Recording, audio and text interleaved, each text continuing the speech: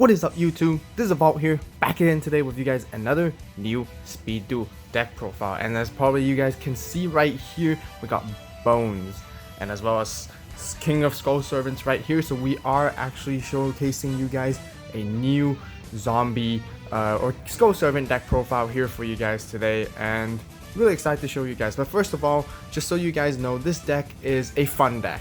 I honestly think zombies are still not that up there yet to become very competitive just yet. You know, they're still missing a few key cards and missing elements here and there, but honestly I'm not sure what it is that they're missing to really bring them up to that higher tier level of competitiveness. So this is just overall a fun deck, but overall the zombie deck is still really pretty good against many other decks when you play against regularly, just for fun, casually as well. So, you know, let's just go straight into the deck profile and we can see what's inside, and then we'll further discuss about it as well. So of course we have a Bones skill right here, as Bones as we can see. But okay, actually before I go straight into it, we always have our card sleeve review. So today once again we are using the Red Eyes Zombie Necro Dragon sleeves, because this is the only zombie sleeves we got out here released ever in Yu-Gi-Oh! And these are from OCG.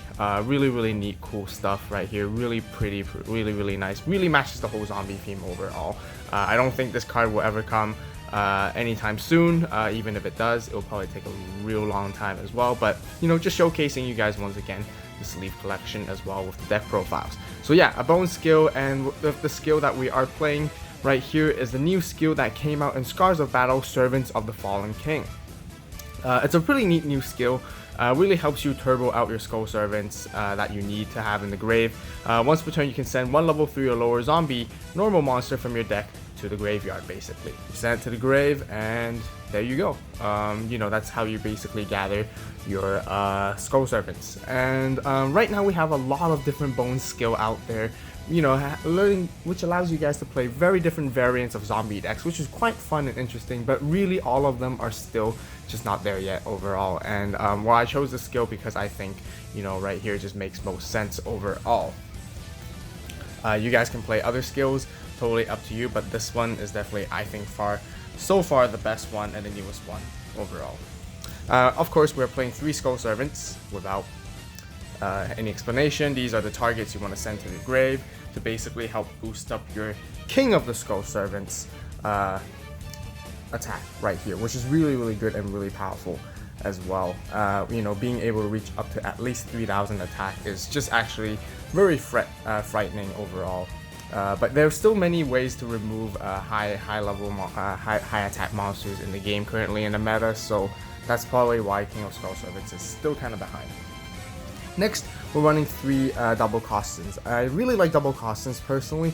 The only sole reason is just because we for the high attack, 1700 beater, you know, still a really high attack base monster and currently in speed duels, so it's really good. Some of you might be questioning, why don't you play Dragon Zombie instead? And well, however, Dragon Zombie has 1600 attack and it has, I believe it has 0 defense, or very low defense, whereas double Costin you still has a very neat, decent defense, which is 1650. Not many monsters can run over it. You know, it still requires something that's at least 1700 to actually defeat a double Costin. And also there's an explanation coming up why I play double Costin as well, because there's going to be one really cool tech card that we play in here.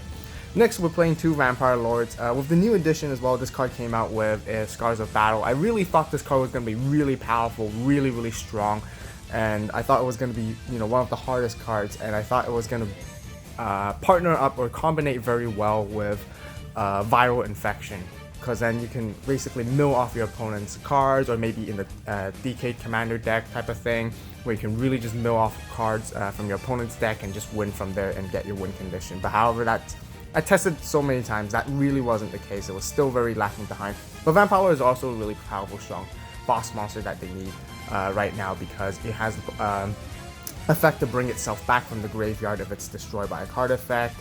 2000 is not super easy to go against either, especially there's quite a lot of power up cards in here as well to basically help protect your Vampire Lord. And last but not least, for one single monster, we are actually playing 1 Battle Dragon right here, which is a really cool, neat tech and clutch card in this deck, I think personally, because once again, that's the reason why we play double Costin. as well. Other than the main reason, it's just a really good beat stick out there, but Battle Dragon is also a very good, nice clutch card to help you really pull off some clutch plays overall. So that rounds up for all the monsters over here. I'm gonna put Vampire Lord on top because it's really cool. Really happy about that, his release. And moving on to our spells, we're playing 3 Book of Life right here. Book of Life came out in Scars of Battle and along with Vampire Lord, both as an ultra rare. And I seriously, once again, thought it was going to be really powerful and really hard to actually go against and very obnoxious to go against. But really, I think my theories were incorrect. I don't know if you guys have playtested Vampire Lords or zombie decks overall. You know, comment down below on what you guys have playtested and what you guys think so far. But I really honestly thought it was going to be extremely powerful after that. But really, once again, seeing in many tournaments and locals I've been to, it hasn't really proven its power just yet. So once again, zombies, I'm really missing that something to make it better. I really don't know, honestly. But yeah, but still, Book of Life is still really good. You know, you can still banish, you have to banish a monster from your opponent's graveyard in order to activate it, to special summon your zombie from your grave as well. It's a really cool, neat combo to bring back your Vampire Lord if it's destroyed by battle. It's also really good to bring out double costs in clutch situations and instantly Battle Dragon as well. Bring back your King of Skull Servants. So that's the reason I play 3 of as well. Some of you might only want to play 2 only because it might get very kind of bricky, since Book of Life is sort of a mid-game card instead. But I really like 3. It works really well for me. Also for our spells, the other one, we're playing Pyramid of Wonders, just to give your zombie monsters, once again, more attack boost as well protection overall, which makes it hard for your opponent to overcome your zombies easily. And then that basically rounds up for all the spells right here. I'm going to put Book of Life at the top. And then for our traps, we're just simply playing 3 kunais. Once again, I personally feel this is the best trap currently in the meta, and it just makes total sense to play 3 of right here and makes it very good to, especially when you have Vampire Lord. If your opponent thinks they can swing into Vampire Lord and destroy it, use kunai with chain to pop to basically counter destroy that monster, and then you get the milling effect. Not really like the milling effect, but like the discarding from deck effect from Vampire Lord, which is also really neat. Also just really powerful overall. So that basically rounds off the entire main deck right here. So moving on into our side deck, we are playing 1 Possessed Dark Soul, just in case if you're against Relinquished. 1 Warrior Elimination. You know, once again, Warrior type monsters are really strong right now in the meta, such as Gearfried, Blade Knight, and also Amazonas. We also play 2 Ready for Interceptings right here. Once again, also standard protocol, really good against Warrior and Spellcasters as always. Last but not least, we're playing 2 Dust Tornadoes for some back row removal, which basically this deck doesn't have, and it is kind of lacklustering in that point of view. So that basically rounds off this entire fun zombie King Skull Servant or Vampire Lord deck profile for you guys. This is the best I can really make for you. You guys have some playtesting and have some fun with it, play with your friends, and you know, see what you guys have recommend. Also, you know, post your comments and suggestions down below. Really curious what you guys could think that could really make this deck to the higher next level. Really appreciate your feedback as well. You know, what cards you guys would add in or take out, any tech cards you guys would recommend. Also comment down below on what cards you think that would really help zombies come out in the next you know, a higher competitive level.